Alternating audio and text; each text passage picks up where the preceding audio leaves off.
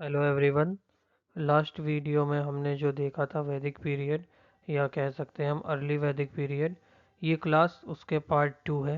इसमें हमें करना है लेटरल वैदिक पीरियड, और लेटरल वैदिक पीरियड जब आता है तो ये हमारे इसमें हमारे आ जाते हैं 4 वेदास। 4 हमारे क्या क्या आश्रम होते हैं, उपनिषद, वेदांग, ये सब चीज़ें इसमें हम लोग देखेंगे। ठीक, चलो शुरू करते हैं आज की क्लास को। ये सबसे पहला वेद जो आता है वो होता है हमारा ऋग्वेद। ये सबसे ओल्डेस्ट रिलीजियस टेक्स्ट है। और ऋग्वेद जो है ये 10 पार्ट कह लें या फिर 10 बुक्स में डिवाइडेड है, जिसको हम क्या कहते हैं, मंडल्स कहते हैं। ये होते हैं 10 मंडल्स। उसके बाद इसमें जो कलेक्शन है वो 10,600 वर्सेस हैं, 1,028 सूतक्स हैं। और इसमें जो है किन भगवानों के बारे में दिया है, इंद्र, अग्नि, विष्णु, रुद्र, वरुण और बहुत सारे वैदिक गॉड के बारे में दिया है। इंद्र के वो रिलेटेड जो है वो 250 जो है भजन या फिर हाइम्स जो हैं। इन 1080 में से 250 हाइम्स जो हैं सिर्फ इंद्र भगवान को रिलेटेड है। और इसी में ऋग्वेद में ही गायत्री मंत्र है। गायत्री मंत्र किसने लिखा था? विश्वामित्र जी ने लिखा था। और ये किस मंडल या कि मंडल कह लें या किस बुक में है? ये थर्ड मंडल में है। जो 11th मंडल है इसका वो किसको रिलेटेड है? गॉड सोम को, सोम भगवान को रिलेटेड है। फिर ये दुनिया का सबसे पुराना ग्रंथ है। 10,600 श्लोक हैं इसमें, 1,028 सूतक हैं। इंद्र, अग्नि, विष्णु, रुद्र, वरुण और अन्य प्रारंभिक या वैदिक देवताओं को शामिल है। इंद्र को समर्पित 250 गायत्री मंत्र, विश्वामित्र 3 मंडल में उल्लेखित है। भगवान सोम को 11वां मंडल समर्पित है। जो हमारा 10वां मंडल है, 10वां मंडल जो है ये इसमें किसके बारे में मेंशन है? इसमें पुरुष सूक्ता के बारे में मेंशन है। उसके बाद आ जाते हैं कि जो पुराना ये ऋग्वेद के समय में इन चारों वर्णों को कैसे संबोधित किया जाता था। ब्राह्मणों को कहा जाता था माउथ से रिलेटेड, क्योंकि ये वेदों का उच्चारण करते थे। क्षत्रियों को आर्म से रिलेटेड करते थे, क्योंकि ये युद्ध वगैरह लड़ते थे। वैश्य जो है थाइस से रिलेटेड, मतलब व्यापार। और फीट से रिलेटेड थे हमारे शूद्र। ठीक, नेक्स्ट स्लाइड। अब आ जाता है ऋग्वेदिक काल में जो इकोनॉमी थी। यहाँ के लोग जो है आर्यन जब आए थे तो उनको पास जो नॉलेज थी वो किसकी थी? एग्रीकल्चर की नॉलेज थी। ये लोग हल चलाने जानते थे। इन्होंने इंडस्ट्रियल एक्टिविटीज़ की थी, जैसे मेटल वर्क, लेदर वर्क और कारपेंट्री और पॉटरी का काम किया था। कार ऑर्नामेंट बनाते थे। पॉटरी जो थी वो बताया था मैंने, रेड और ब्लैक कलर का यूज़ करके बनाते थे। काऊ जो होती थी वो स्टैंडर्ड यूनिट ऑफ एक्सचेंज थी, मतलब कुछ सामान अगर खरीदना है तो गाय दे के उससे सामान हम लोग खरीदते थे। फिर गोल्ड कॉइन जो थे वो 3 थे, निशिका, कृष्णा और सतमना। टाइम किस में मेजर होता था? वो होता था गुडखुली में। और डिस्टेंस जो थे वो तो गवयुति। डिस्टेंस किस में होता था? गवयुति में। एंड आते आते ऋग्वेद के एंड जब आता है तब तक इंद्र भगवान और अग्नि देवता, इन दोनों लोगों ने अपनी इंपॉर्टेंस खो दी थी। अर्ली वैदिक काल में ये दोनों मेन गॉड में गिने जाते थे। इंद्र फर्स्ट नंबर पे और अग्निदेव सेकंड पे। लेकिन ऋग्वेद के आते आते इन लोगों की इंपॉर्टेंस खत्म हो गई थी। अब यहाँ पे लोगों ने नए भगवानों की पूजा करनी शुरू की थी, जो थे प्रजापति, विष्णु और रुद्र। प्रजापति मतलब क्रिएटर ब्रह्मा, विष्णु मतलब कि प्रोटेक्टर, और रुद्र मतलब भगवान शिव डिस्ट्रॉयर। इसके बाद पृथ्वी, अग्नि, सोम और बृहस्पति, और ये सब पृथ्वी, अग्नि, सोम, बृहस्पति और रिवर, ये किस में रिलेटेड है? ये रिलेटेड है पृथ्वीस्थना। पृथ्वीस्थना में, जो कि ये एक आरआरबी के क्वेश्चन भी है, क्योंकि इन 4 ऑप्शन दे देगा। उसमें पूछा गया था कि पृथ्वीस्थना किस में, इसमें से कौन सा पृथ्वीस्थना है? तो उसका आंसर था ये बृहस्पति। तो ये इम्पोर्टेंट हो जाता है। ये जो है इम्पोर्टेंट है इसमें। इसके बाद आता है एक युद्ध हुआ था जो था दशराज युद्ध। दशराज युद्ध किस नदी के किनारे हुआ था? ये पुरुषनी नदी के किनारे हुआ था। और ये किसके बीच में हुआ था? देवधना के पुत्र सुदाम और भरत, राजा भरत के बीच में हुआ था ये युद्ध। जो हुआ था ये क्यों हुआ था? इसके युद्ध होने का कारण क्या था? वो था वशिष्ठ मुनि और विश्वामित्र जो थे, इन दोनों के बीच में विवाद हुआ था, जिसके कारण से ये दशराज युद्ध हुआ था।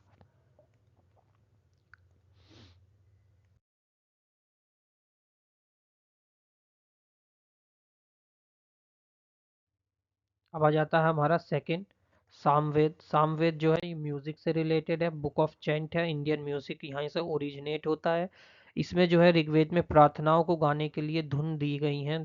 जो कि कैसे हम किस मंत्र, अगर हमने कभी घर पे जो भी पूजा पाठ कराई होगी तो पंडित जी आते हैं तो वो एक राग में जो है पूरा मंत्र वगैरह पढ़ते हैं, तो वो इसी वेद से, सामवेद से ही लिया गया है। इसका उपनिषद जो है दो है, एक छंदो उपनिषद है, एक केन उपनिषद है इसमें। आगे बढ़ते हैं। अब हमारा आ जाता है अगला, जो कि है यजुर्वेद। यजुर्वेद में हमारा क्या क्या है, इसमें मंत्रों का संग्रह है कि कौन कौन से मंत्र है, क्या क्या है, ये सब चीज़ इसमें दी हुई है, कलेक्शन ऑफ मंत्र है। ये जो है शुक्ल है, जिसमें कि ये शुक्ल जो है इसमें शतपथ से युक्त है। कृष्ण, इसमें ब्राह्मण सबसे बड़ा है। और कठोपनिषद में नचिकेतन की कथा है, जिसमें नचिकेतन की कथा किसके बीच में, नचिकेतन, कठोपनिषद में किसकी कथा है, नचिकेतन की और यम भगवान की। ये भी क्वेश्चन है आपके आरआरबी में आया हुआ है कि ये जो उपनिषद है, कठोपनिषद में किस किस के बीच में संवाद है, तो ये नचिकेतन और ये भगवान यम, मतलब कि यमराज और नचिकेतन के बीच का संवाद है।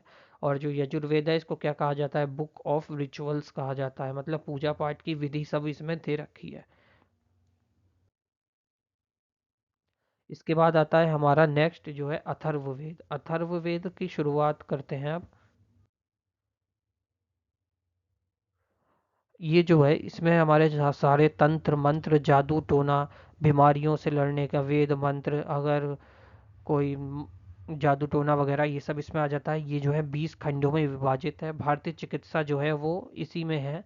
और जो कंपोज्ड हुए थे, इसे जो है इकलौता ऐसा ग्रंथ है जिसको जो है नॉन आर्यंस ने कंपोज्ड किया था। नेक्स्ट स्लाइड पे चलते हैं। इम्पोर्टेंट उपनिषद, इसके उपनिषद जो इम्पोर्टेंट है, सबसे पहले आ जाता है मंडूक उपनिषद, दूसरा है महाउपनिषद। मंडूक उपनिषद में सत्यमेव जयते दे रखा है। और सत्यमेव जयते कहाँ से लिया गया, ये क्वेश्चन आता है रेलवे में भी और एसएससी में भी। तो सत्यमेव जयते लिया गया है मंडूक उपनिषद से। ऐसे ही महाउपनिषद में क्या दिया गया है, वासुदेव कुटुंब, मतलब कि पूरा संसार जो है एक परिवार है, पूरा विश्व एक परिवार है। और ये अभी इस बार के G20 सम्मेलन का भी हमारा थीम था कि वासुदेव कुटुंब। अब आ जाती हैं हमारी नदियाँ, जिनके पुराने नाम और उनके नए नाम क्या क्या हैं। इंदस नदी को, जिसको हम कहते हैं सिंधु घाटी, सिंधु नदी। झेलम को कहते हैं वितस्ता। चेनाब नदी को कहते हैं अस्किनी। रावी नदी को कहते हैं पुरुषनी। सतलज को कहते हैं शुतुधरी। ये हमारा लेटरल वैदिक पीरियड के समय का, लेटरल वैदिक पीरियड का टाइम का है। और ये मैप है पूरा, ये कुरु है, इसमें कुरु है, मत्स्य है, ये कुंती है। ये मतलब वहाँ का है, किसका, महाभारत के समय का।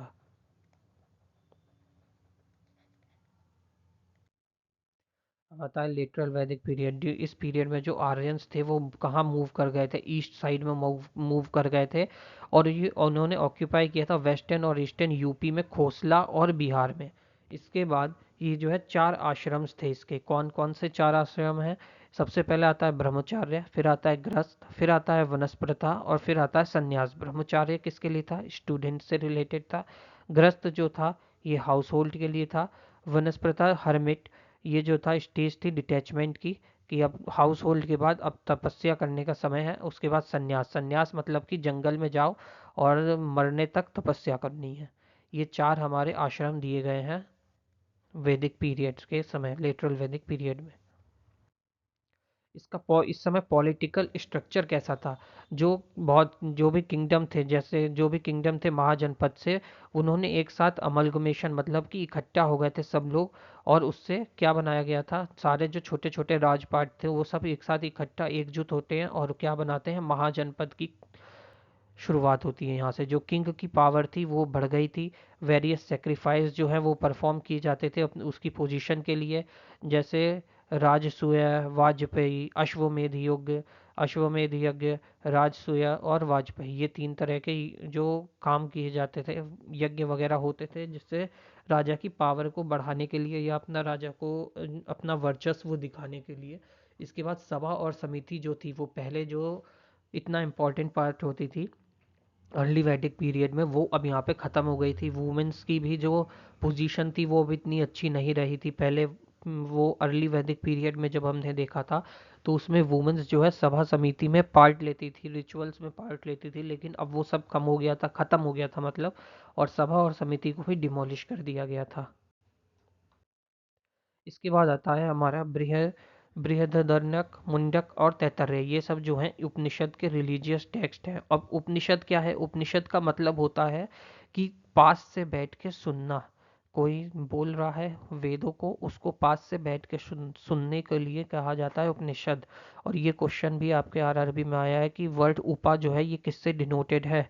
उपा वर्ड जो है ये नियरनेस से मतलब होता है। उपा का मतलब क्या है? उपा का मतलब है नियरनेस, पास में। और नी जो है टोटली, मतलब कि बिल्कुल पास में बैठ के सुनने जाने वाला। अब उपनिषद जो होते हैं ये बेसिक फॉर्म होते हैं इंडियन फिलॉसफी की, और इसको हम क्या कहते हैं? वेदांत। 108 उपनिषद मेंशन्ड है मुक्ति उपनिषद में, जिसमें से 11 उपनिषद जो हैं वो बृहदारण्यक उपनिषद के लिए हैं, और ये सबसे बड़ा, लार्जेस्ट है। ये सबसे बड़ा है। और मंडूक उपनिषद जो है इसमें ये सबसे छोटा है, जिसमें 12 वर्सेस हैं। और छंदोग्यान उपनिषद ये सबसे ओल्डेस्ट है। मंडूक उपनिषद वाला वही है जिसमें यमराज और नचिकेतन की बात है। और ये चंदोक उपनिषद है जो सबसे ओल्डेस्ट है, और सबसे छोटा मुंडुक उपनिषद है। ठीक। ऐतरेय उपनिषद जो है ये जो है फोर्थ, फिफ्थ, सिक्स्थ चैप्टर में है। कौन सी बुक? ऐतरेय बुक में। फिर अरण्यक जो है ये जो है ऋग्वेद में है। और ये पार्ट किसका है? वेदात्री का, मतलब कि ग्रुप ऑफ वेदास। वेदात्री का मतलब तीन, त्रि मतलब त्रय मतलब तीन। ऋग्वेद, सामवेद, यजुर्वेद, इन तीनों का जो अमलगमेशन से है वो है अरण्यक। ये किसमें है? ऋग्वेद में है। 6 हमारे वेदांग हैं जिनका जो है बात करते हैं। इसमें आते हैं लिम्स ऑफ वेदास। क्या कहते हैं इन्हें? Limbs of Vedas. Supportive in the study of Vedas and वैदिक ट्रांजिशन। इसमें हमारे 6 हैं। सबसे पहला आता है हमारा शिक्षा। दूसरे नंबर पे आता है ज्योतिषी, जो कि एस्ट्रोनॉमी हो गई। फिर आता है व्याकरण, मतलब ग्रामर। फिर आता है निरुक्ता, मतलब एटिमोलॉजी। फिर आता है चंदा, फिर मैट्रिक। फिर आता है कल्पा, कल्प मतलब कि सेरेमनी। कल्प सूत्र जो है फिर ये 3 पार्ट में डिवाइड होता है। पहला आता है सौराष्ट्र सूत्र, फिर आता है गृह सूत्र, फिर आता है धर्म सूत्र। सौराष्ट्र सूत्र, शौर्ता सूत्र जो है इसमें जो है परफॉर्म किए जाते हैं अलग अलग तरह के सेक्रीफाइस और रिचुअल्स। गृह सूत्र में जो होता है इसमें डोमेस्टिक सेक्रीफाइस होते हैं, मतलब उपामना, मैरिज, फ्यूनरल, ये सब प्रैक्टिस किए जाते हैं। और जो धर्म सूत्र है इसमें जो है रिचुअल्स का प्रिटेशंस होता है, किसके? रिचुअल्स और धर्म का। धर्म मतलब धर्म से रिलेटेड है ये। अब इसमें आ जाता है 18 पुराण्स, जिसको लिटरली मीनिंग होता है पुराण्स मतलब कि पुराना। मतलब पुराण्स का मतलब क्या हो जाता है? पुराना। तो इसमें हम पढ़ते हैं वैदिक text and believed to be composed by Ved Vyas. मतलब कि जो वैदिक टेक्स्ट है वो माना जाता है कि उसका कंपोज्ड किया है, मतलब लिखा गया है, बनाया गया है वेद व्यास जी के द्वारा। और जो पुराण्स है वो सेक्टेरियन है, मतलब कि डिवोटेड है विष्णु, शिव भगवान को, विष्णु भगवान को, और ब्रह्मा भगवान को। ये माना जाता है पुराण्स के बारे में। फिर ये जो है डिस्कस हुए हैं 5 सब्जेक्ट में, इन 4 युगों में। 5 सब्जेक्ट में डिस्कस किए गए हैं जो कि 4 युगों में है। कौन कौन से 4 युग हैं? सतयुग, त्रेता, द्वापर और कलयुग। इसके बाद आ जाता है महाभारत। इसी में आता है महाभारत। महाभारत जो होता है ये द्वापर में होता है। किसने लिखा था?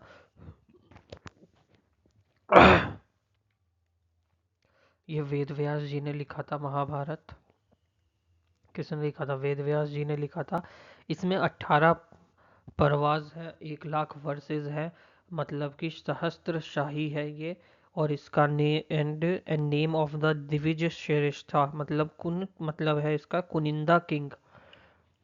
इसमें 18 परवास, इसमें मेन जो है ये है करना। 18 परवास है, 1 लाख वर्सेस है। और ये कब हुआ था? द्वापर में हुआ था। इसको महाभारत को किसने लिखा था? ये लिखा गया था वेद व्यास ने, इसको कंपोज्ड किया था। इसके बाद आता है नेक्स्ट अगला युग, जिस युग में हो जाता है ये हमारी त्रेता युग। त्रेता युग में क्या होती है? रामायण होती है, मतलब पहले रामायण हुई थी उसके बाद महाभारत होती है। त्रेता युग में जो है रामायण होती है। इसको किसने कंपोज किया था? इसको किया था वाल्मीकि जी ने। वाल्मीकि जी ने। इसमें जो है 7 खंड हैं और 24,000 वर्सेस हैं। और ये बहुत ही आइडियलिस्टिक है, मतलब कि इस ये हमें जीने का तरीका सिखाता है। ठीक।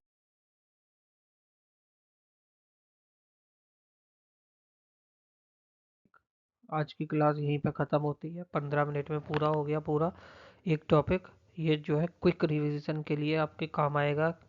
15 मिनट में पूरा ऋग चारों वेदों को हो गया कंप्लीट, हमने पढ़ लिया। अगली क्लास में हम देखेंगे जैनिज्म बुद्धिज्म, और इसके क्वेश्चंस मैं अभी पीपीटी बना के उसको अपलोड कर दूंगा, क्वेश्चंस को वो भी देख लेना।